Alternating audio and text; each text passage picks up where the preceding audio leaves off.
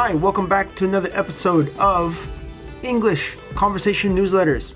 My name is Spencer Levi Amontek, and I am an English conversation teacher. This newsletter is a question and answer collection from my week teaching English here in Japan. If you want to stay up to date with my newsletters, check the link down in the description and please consider subscribing. Okay, this newsletter is going to cover 3 parts.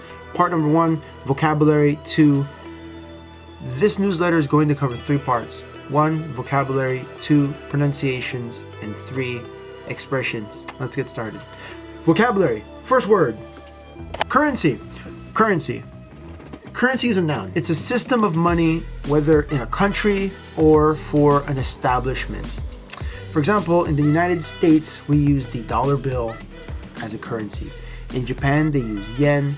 Other countries have different names for their currency, what they trade, and what they give value to their paper money or coin currency. This is the money that we use in our countries. Next word, conservative. Big word, conservative.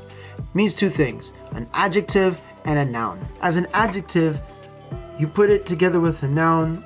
You don't want to change. We usually hear this word with politics, typically favoring the idea of free enterprise. Also ownership, like private ownership of companies or ideas, land, and traditional ideas. As a noun, we can use conservative as a person. This person is conservative. And if you use the same idea, you can talk about conservative people as a group or a conservative idea in the noun form, okay? That favors traditional ideas or private ownership or this private enterprise. Next word, preconception. Preconception is a noun. It's an idea before fully formed. I don't know, how do I use that? How do I say that? Before you have 100% information, you give your opinion about an idea. You share what you think before you know 100% of an idea. So this leads to prejudice, but that's another word for another time. Before you have an idea, this is your idea. Your idea before your idea. That's a preconception. These next words are for pronunciations. Ready? Here you go. 3 words. First one, labor costs. But the word costs, I covered labor a few weeks ago. Labor, and costs. This word gets a little funny. Here's the pronunciation sound in American. Costs. We have this double, triple A sound, costs. And this sound at the end, costs.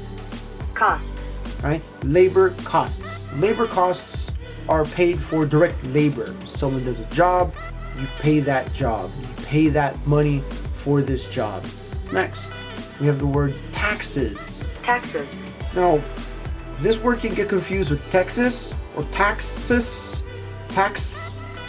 Sometimes we skip that E in the center, but the same sound, taxes, can be very confusing with the word like taxis or Texas. Right? You have to be very clear with your big A sound. Taxes. Taxes. You kind of have like a Z right here. Right? Confusing words. Texas, taxis, and in the middle, taxes. One more time. Taxes. Taxes. We all know what taxes are. You got to pay them. They're paid to the state. They're paid to the government. They either are used to build your roads, your highways, all these civil opportunities, or they're used for different enterprises to help your system of government and or your people. Pay taxes. Next word, advantages. Advantages. Advantages. 4 sounds, okay? At the end you have a j, z sound, right? Advantages. Right? Be very careful with those last 2 sounds. Be careful of those N sounds for your 4-syllable word. This next part will be expressions, slangs, phrasal verb, anything within this area of expression. We have a lovely 5, and it's a group, okay? We have another group that I want to teach you that is very confusing for many students, and this is for many cultures all around the world. So let's do it. Here we go. We will discuss greenery, grasses. What do you call it? So 5 words: grass, lawn, yard, turf, garden. These 5 words are very interchangeable because of how we use them. This is once and for all how we use these 5 words. Number 1, grass. Grass is a vegetation, okay? It's a vegetable. Okay, you don't eat it, but it's typically short. Sometimes you have long ones, different color ones, and they're narrow, and it's just leaves, like blades of grass. They're typically grown wild. Like, you could see them outside.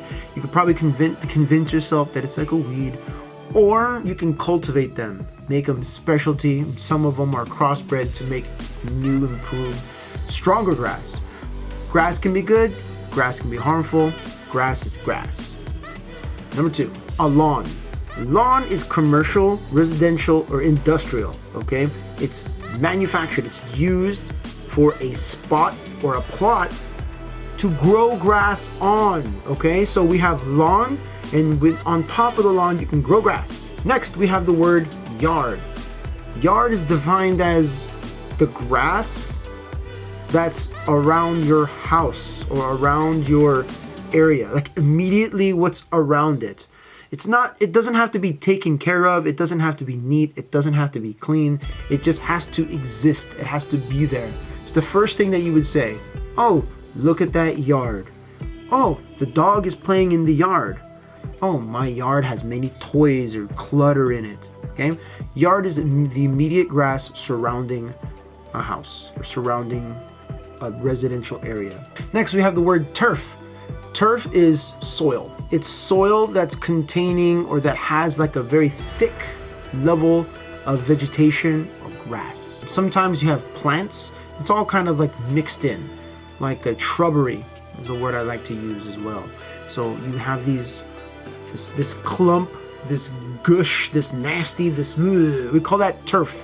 And a lot of places have turf. I have a lot of turf right here, right outside of my house. Typically, turf can be used in 2 different ways.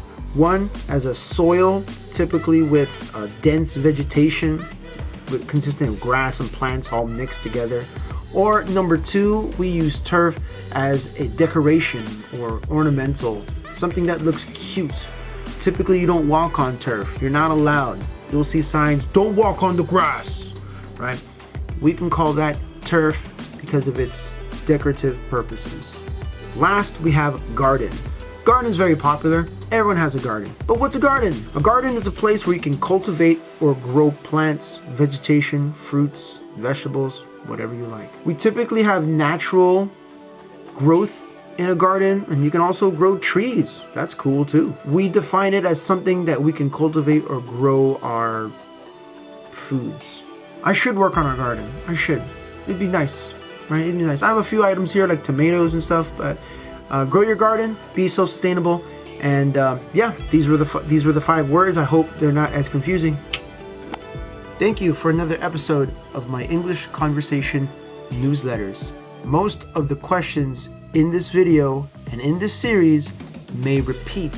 If you want a question answered in my newsletter, go ahead and leave a comment down. As always, if you want to keep up to date with my newsletters, lessons, please consider subscribing. If you want to take any of my lessons, check me out, Spencer on italki.com. Until next time, my name is Spencer Levi Amontek. I am an English conversation teacher, and I'll see you soon. Peace!